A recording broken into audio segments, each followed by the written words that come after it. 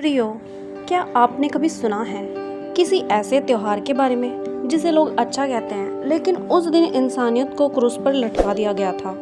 जिस दिन एक निर्दोष व्यक्ति को बेरहमी से पीटा गया, उसके लहूलुहान शरीर पर कांटों का ताज सजाया गया, और फिर भी दुनिया उसे गुड फ्राइडे कहती है। आज हम इसी रहस्य से पर्दा उठाएंगे। यह सिर्फ एक शुक्रवार नहीं था, यह वह दिन था जब प्रेम ने दर्द को चूम लिया, जब पवित्रता को गुनहगार बना दिया गया, और जब एक आदमी जिसे तुम यीशु मसीह कहते हो, हम सब के लिए मौत को गले लगाने चला गया। भीड़ चिल्ला रही थी, इसे सूली पर चढ़ा दो।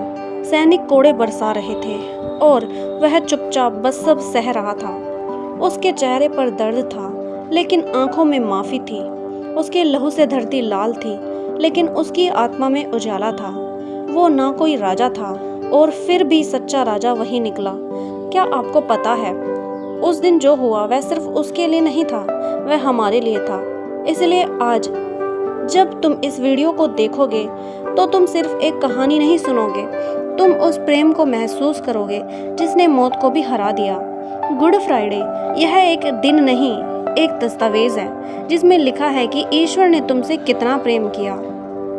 अब सवाल ये है कि क्या तुम उस प्रेम को समझने के लिए तैयार हो। गुड फ्राइडे यह कोई जश्न नहीं था, यह था न्याय और अन्याय के बीच की जंग। यह वह दिन था जब पाप की सज़ा एक ऐसे व्यक्ति ने उठाई जिसने कभी पाप नहीं किया था। क्या आपने कभी सोचा है कि कोई इतना बड़ा बलिदान कैसे दे सकता है, वह भी उन लोगों के लिए जो उसे पहचानते तक नहीं थे। जरा सोचिए, एक क्रूस, 3 किले और उस पर लटका हुआ प्रेम। उसके हर सांस में एक ही पुकार थी, हे पिता, इन्हें क्षमा कर, क्योंकि ये नहीं जानते कि क्या कर रहे हैं। आज हम उसी रहस्य को खोलेंगे, उस दर्द को महसूस करेंगे जिसने दुनिया को बदल डाला, उस प्रेम की गहराई में उतरेंगे जिसने मौत को पराजित कर दिया। तो अगर आप तैयार हैं तो अपने दिल को खोलिए, अपनी आत्मा को शांत कीजिए, क्योंकि जो कहानी अब शुरू होने जा रही है वह सिर्फ एक इतिहास नहीं, बल्कि वह तुम्हारी और मेरी मुक्ति की चाबी है। और जब आप इसे जान जाओगे तो शायद गुड फ्राइडे आपको पहले जैसा कभी नहीं लगेगा। तो चलिए शुरू करते हैं। यीशु मसीह, एक ऐसा नाम जिसने समय को 2 हिस्सों में बांट दिया। वह व्यक्ति जो ना राजा था ना सेनापति, फिर भी उसका नाम आज भी जीवित है। यीशु एक गरीब बढ़ई के घर में जन्मा था। उसने ना तो धन जोड़ा, ना ही कोई महल बनवाया, फिर भी वह जहाँ भी गया प्रेम, करुणा और चमत्कार उसके साथ चलते थे।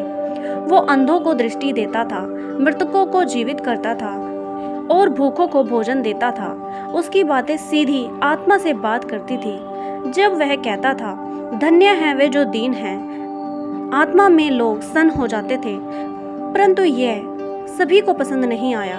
धार्मिक नेताओं को उसका सच्चा और सीधा सत्य अखरने लगा। वह सच्चाई को उजागर कर रहा था, पाखंड को चुनौती दे रहा था। यीशु ने खुद को ईश्वर का पुत्र कहा। यहीं से शत्रुता शुरू हुई। यहूदी धर्मगुरु उसे ईश्वरीय निंदा का दोषी मानने लगे, परंतु भीड़ वो तो उसे मसीहा मानने लगी थी। और यही बन गया था सबसे बड़ा खतरा, क्योंकि यीशु केवल अब एक व्यक्ति नहीं रहा था, वह एक आंदोलन बन चुका था। यीशु मसीह ने 12 शिष्यों को चुना था।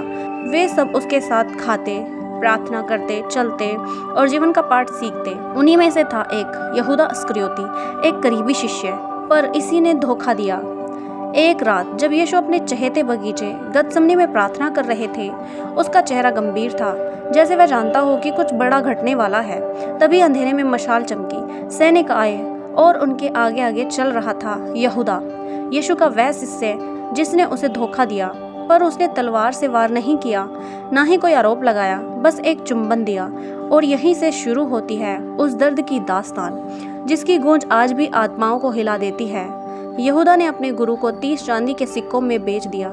जरा सोचिए, जब अपना सबसे करीबी ही पीठ में छुरा घोंप दे तो क्या बीतती है उस दिल पर। यह केवल एक धोखा नहीं था, यह उस भरोसे की मौत थी जिस पर पूरी दुनिया खड़ी होती है। पर यीशु का प्रेम देखिए, उसने यहूदा को भी उस क्षण में मित्र कहा। कितनी बार हम भी जीवन में यहूदा जैसे अनुभवों से गुजरते हैं, और तब यीशु का यह प्रेम हमें सिखाता है कि बदले की नहीं, क्षमा की राह में हमें मुक्ति मिलती है। सैनिकों ने उसे पकड़ा, लेकिन यीशु ने कोई प्रतिरोध नहीं किया, क्योंकि वह जानता था यह सब उसे सहना ही होगा। वह किसी और की गलती की कीमत चुका रहा था। यीशु को यहूदा ने धोखे से गिरफ्तार करवाया और उसके बाद उसे धार्मिक नेताओं और रोमी अधिकारियों के सामने पेश किया गया। उसे कोई कानूनी अपराधी नहीं ठहराया जा सका, इसीलिए फर्जी गवाह तैयार किए गए। न्यायपालिका ने उसका उपहास उड़ाया, लेकिन वह चुप रहा, जैसे एक मेमना जो वध के लिए तैयार किया जा रहा था। जब कोई सबूत नहीं मिला, तब भीड़ की मांग पर उसे दंडित किया गया। रोमी सैनिकों ने उसे 39 कोड़े मारे, क्योंकि 40 को मौत की सजा माना जाता था। हर कोड़ा उसके पीठ को चीरता गया, रक्त बहता गया, लेकिन वह चुपचाप रहा। फिर उसे एक कांटों का ताज पहनाया गया। यह ताज सोने या हीरे या चांदी का नहीं था, यह ताज दर्द का था। कांटे उसकी खोपड़ी में धंस गए, रक्त उसकी आंखों से नीचे बहने लगा। सैनिक हंसते, उसे यहूदियों का राजा कहते हुए उसका मजाक उड़ाते, लेकिन यीशु वह सब कुछ सहता रहा, जैसे प्रेम ने पीड़ा को गले लगा लिया हो। यह सिर्फ यीशु का परीक्षण नहीं था, यह मानवता की आत्मा का इम्तिहान भी था। फिर उसे आदेश मिला, खुद अपना क्रूस उठाकर गोलगोथा तक जाना होगा। एक भारी लकड़ी का क्रूस जिसे उसकी पीठ ने ढोया, एक ऐसी पीठ जो पहले से ही लहूलुहान थी। रास्ते में लोग हंसते, थूकते, धिक्कारते। कुछ औरतें रोती रहीं, लेकिन अधिकतर लोग तमाशा देख रहे थे। उसके हर कदम के साथ दर्द गहराता गया, सांसें धीमी होती गई, लेकिन वह रुकता नहीं। रास्ते में शमौन नामक एक व्यक्ति को मजबूर किया गया कि वह यीशु का क्रूस उठाए, क्योंकि उसका शरीर अब जवाब देने लग गया था, लेकिन उसकी आत्मा अब भी पूरी मानवता को बचाने की जिद में थी। यह सिर्फ एक राह नहीं थी, यह मुक्ति की सीढ़ी थी। कुछ समय बाद गोलगाथा पहुंचे, वहां उसे क्रूस पर लटकाया गया। उसके हाथों और पैरों में लोहे की कीलें ठोकी गई। सोचिए कितनी पीड़ा होती होगी जब हड्डियों को चीरती हुई कीलें शरीर को लकड़ी से जोड़ देती हैं। लेकिन यीशु चुप था। लोग अब भी हंस रहे थे, कुछ कह रहे थे, अगर तू मसीह है तो खुद को बचा ले। पर उसने किसी को जवाब नहीं दिया, बल्कि उसने ऊपर देखा और कहा, हे पिता, इन्हें क्षमा कर, क्योंकि ये नहीं जानते ये क्या कह रहे हैं। यह शब्द केवल क्षमा नहीं थे, ये घोषणा थी कि प्रेम घृणा से बड़ा होता है, कि परमेश्वर का प्रेम इतना गहरा है कि वह मरते हुए भी तुम्हारे लिए दुआ करता है। 3 घंटे तक आकाश अंधकार में रहा, जैसे स्वयं ब्रह्मांड भी इस बलिदान पर शौक मना रहा हो। फिर यीशु ने एक अंतिम शब्द कहा, पूर्ण हुआ, और अपनी आत्मा पिता के हाथों में सौंप दी। उसी क्षण मंदिर का पर्दा ऊपर से नीचे तक फट गया। यह एक प्रतीक था कि अब ईश्वर और मनुष्य के बीच कोई दीवार नहीं रही। धरती कांप उठी, कब्रें खुल गई। एक रोमी सैनिक बोला, निश्चय ही यह व्यक्ति परमेश्वर का पुत्र था। यह कोई मृत्यु नहीं थी, यह एक नया जीवन था हमारे लिए। तो अब सवाल ये उठता है, अगर ये सब इतना दुखद था तो इसे गुड फ्राइडे क्यों कहते हैं? क्योंकि क्रूस पर यीशु ने मृत्यु नहीं पाई, उसने मृत्यु को मारा। उस दिन शैतान को हराया गया, अधोलोक को खोला गया और स्वर्ग का द्वार सब मनुष्यों के लिए खोल दिया गया। 3 दिन तक यीशु का शरीर कब्र में था, लेकिन आत्मा अधोलोक में। बाइबल कहती है कि वह वहां मृतकों को संदेश देने गया और बंधनों में पड़े आत्माओं को मुक्त किया। उसने मृत्यु पर विजय पाई, लेकिन वह केवल शुरुआत थी। गुड फ्राइडे दुखद है, लेकिन यह एक पराजय नहीं, यह विजय का द्वार है। यह उस प्रेम की घोषणा है जो अपने शत्रुओं के लिए भी प्रार्थना करता है। गुड फ्राइडे हमें बताता है कि न्याय कभी जल्दी नहीं आता, पर जब आता है तो इतिहास बदल देता है। यह दिन हमें याद दिलाता है कि बलिदान में ही मुक्ति है और प्रेम की कोई सीमा नहीं होती। ये दिन हमें यह सिखाता है कि दुख के पीछे एक उद्देश्य हो सकता है और मृत्यु के बाद भी जीवन संभव है। इसीलिए ये शोक का दिन नहीं, आत्मा के पुनरुत्थान का दिन है। जब भी गुड फ्राइडे का दिन आए तो केवल दुख की भावना ना रखें, बल्कि गहराई से सोचें कि कोई तुम्हारे लिए मरा ताकि तुम जी सको। जब अगली बार आप गुड फ्राइडे मनाएं तो सिर्फ शोक में ना डूबे। यह दिन केवल दुख का ही नहीं, यह दिन उस रहस्य का प्रतीक है जब परमेश्वर ने मृत्यु, पाप और अधर्मी सत्ता पर जीत पाई। गुड फ्राइडे एक वादा है कि अंधकार के बाद हमेशा सुबह आती है, और सबसे बड़ी बात, क्रूस पर टंगी एक आशा जो आज भी हमारे साथ है। हर बार जब जीवन में दर्द हो, अन्याय हो, अकेलापन हो, तो उस क्रूस की ओर देखो।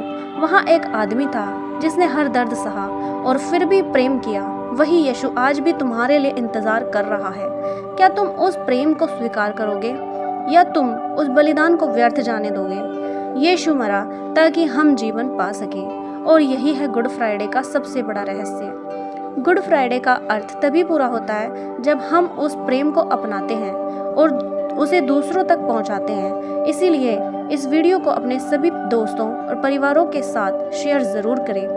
क्या आपने कभी किसी को अपने लिए मरते हुए देखा है? गुड फ्राइडे सिर्फ इतिहास नहीं, बल्कि यह एक जिंदा सबूत है उस प्रेम का जो बिना शर्त के था। यीशु ने ना किसी से बदला लिया, ना कोई शर्त रखी, बस क्रूस पर चढ़कर कह दिया, मैं तुमसे प्रेम करता हूँ। आज भी वही प्रेम तुम्हें पुकार रहा है। क्या तुम उसे अनदेखा कर दोगे?